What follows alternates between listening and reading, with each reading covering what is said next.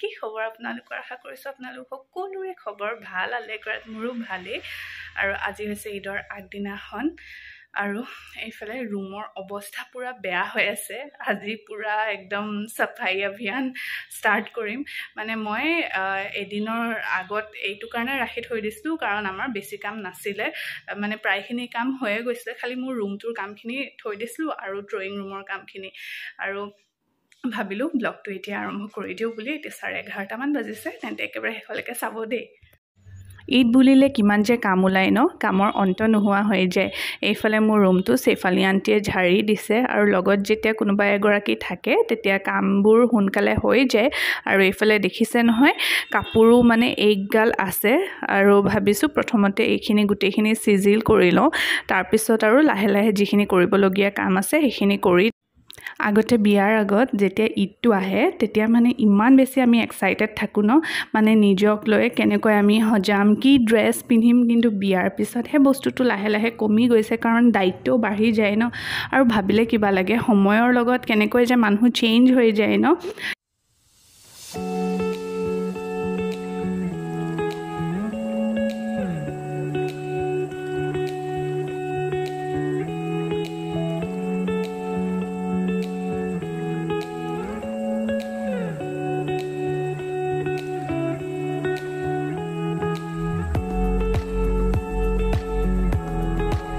ধুই মেলি উঠিছো আৰু গোটেই ৰুমটো মানে হাৰা মেলা সব মুছা মেলা গোটেইখিনি ধুনীয়াকৈ হৈ গ'ল আৰু এতিয়া খালি মানে ড্ৰয়িং ৰুমটোৱে অলপ ঠিক ঠাক কৰিবলৈ আছে মানে ডাইনিঙৰ কভাৰ সাভাৰ পাৰিব মেলিবলৈ আছে আৰু বাকি আজি গোটেইখিনি দেখাম বাৰু আপোনালোকক ভাবিছো প্ৰথমতে এতিয়া নামাজটো পঢ়ি লওঁ তাৰপিছত লগ পাই আছো আপোনালোকক এতিয়া বজাৰলৈ আহিছো অলপ দেৰি আগত মোৰ লগত এটা ঘটনা ঘটি গৈছিলে মানে মোৰ মোবাইলটো বেয়া হৈ গৈছিলে মোৰতো এনেকুৱা লাগিছিলে হাৰ্ট এটেক আহি যাব নেকি এতিয়া তাৰপিছত দোকানত দেখালো আৰু এতিয়া ঠিক হ'ল বাৰু হাল্লাই কৰা আৰু এতিয়া বজাৰলৈ আহিছো কেইটামান বস্তু ল'বলগীয়া আছিলে সেয়ে সৰু সুৰা বস্তুখিনি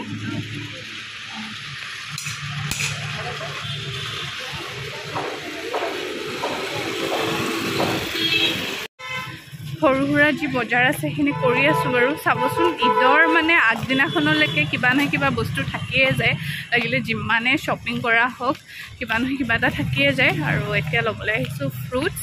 কি লোৱা হ'ল সেইখিনি বাৰু ঘৰত গৈ দেখাম মানে কি হৈ যায় বজাৰ কৰাৰ মাজত ভিডিঅ' কৰিবলৈ মাজতে পাহৰি যাওঁ সেইটো কাৰণে আপোনালোকক কৈ দিছোঁ এইফালে ডিসপোজেল গ্লাছ আৰু প্লেট দেখি মনত পৰিলে যে মোকো দৰকাৰ হৈ আছিল কাৰণ ঈদৰ দিনাখনটো বহুত বেছি মানুহ হয় ন আৰু আজিকালি সকলোৱে ডিসপোজেল গ্লাছ প্লেটে ইউজ কৰে আৰু সুবিধাও হৈ যায় আৰু এইফালে ল'বলৈ আহিলো মিঠাই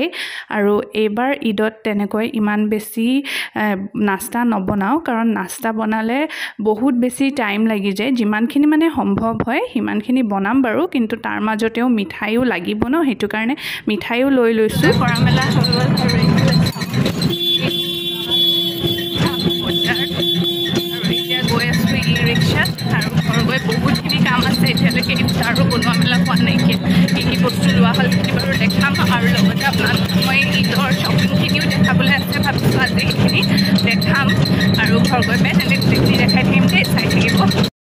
বজাৰখিনি আনি মেলি ইয়াত থৈ দিছোঁ এইফালে নাস্তা লৈ আহিলোঁ লগতে চব্জি মই মানে ভাবিছোঁ যে কিবা এটা ষ্টাৰ্টাৰৰ কাৰণে বনাম বুলি তাৰপিছত আমুল ক্ৰীম আমুল তাজা গাখীৰ এইফালে মই মুড়ি লাড্ডু লৈ আহিলোঁ বিহু যিহেতু আহি আছে মানে বিহুলেও বেছি দিন নাই ন সেইটো কাৰণে বিহুৰ এটা ভাইব আহিবলৈ কাৰণে মুড়ি লাড্ডুটো দিম বুলি ভাবিছোঁ নাস্তাত আৰু এইফালে শোভাৰ কাৰণে মই আৰ্টিফিচিয়েল নেইল মেহেন্দি এইখিনিও লগত লৈ আহিছিলোঁ আৰু তাকে অলপকৈ দেখাই দিলোঁ আপোনালোকক আৰু বনাইছোঁ ইফতাৰ আজি লাষ্ট ইফতাৰ আৰু আজি লাষ্ট আমি ইফতাৰত পকৰি খাম তাৰপিছত এইফালে চিকেন পোলাও বনাই আছোঁ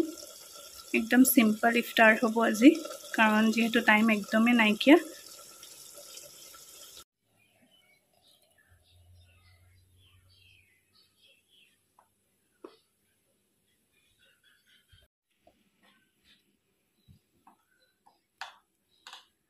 हेलो एवरीवन এতিয়া লগ পাইছো আপোনালোকক ইফতাৰ কৰি মেলি উঠিলো আৰু এতিয়া 7:30 মান বাজিছে অলপ পিছত নামাজটো পঢ়িম আৰু আজি খুব বেছি ভাগৰ লাগিছে আৰু এতিয়া ওচৰৰ লগৰ এজনী ঘৰত যাওঁ তাই মানে একদম মোৰ লগৰৰ নিচিনা আমাৰ ওচৰৰ ঘৰটো মানে আমাৰ নেইবাৰ হয় তেওঁলোক সিহঁতৰ ঘৰত যাম তাত মানে টিকলি এজনী আছে ৰিজা আৰু তাইৰ কাৰণে ঈদ বুলি গিফ্ট এটা আনিছোঁ এয়া তাইক দিবলৈ যাম আৰু ইমান বেছি ভাগৰ লাগিছে নহয় ভাবিলোঁ অলপ দেৰি বহি লওঁ বুলি ইফতাৰ কৰি মেলি অলপ দেৰি ৰেষ্ট কৰিলোঁ আৰু বাকী কাম আছে আৰু জানে নহয় কেতিয়াও মানে কামখিনি সোনকালে কমপ্লিট নহয় ঈদৰ আগলৈকে হ'লেও মানে কাম থাকিবই আৰু ঈদ বুলি চাবচোন বহুত বেছি কাম ওলায় ঘৰ চাফা কৰা মেলা গোটেইখিনি সেইখিনি হৈ গ'ল খালি অলপ সৰু সুৰা কাম আছে আৰু বনোৱা সিজোৱা আছে আৰু সেইখিনি আৰু বাকি দেখাই থাকিম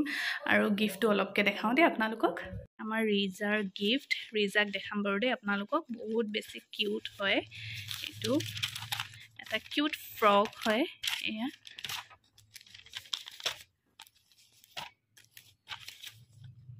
তাই 5 months হৈছে এয়া কেনেকুৱা লাগিছে ক'ব দেই আপোনালোকে ৰিজা ক'ত গ'ল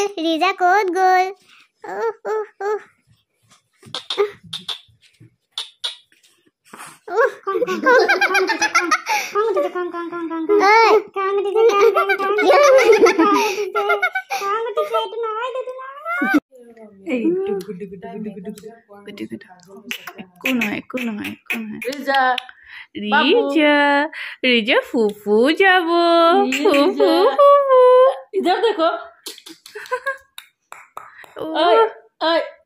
देखो देखो देखो देखो ৰিজাহঁতৰ ঘৰৰ পৰা আহিলোঁ আৰু এতিয়া মই ডাইনিংখন ধুনীয়াকৈ চিজিল কৰি দিম কাভাৰ আৰু মেটকেইখন লগাই আৰু লগতে মই ৰানাৰ এখনো আনিছোঁ দেখাম বাৰু প্ৰথমতে গোটেইখিনি ধুনীয়াকৈ চিজিল কৰি লওঁ তাৰপিছত দেখাই আছোঁ আপোনালোকক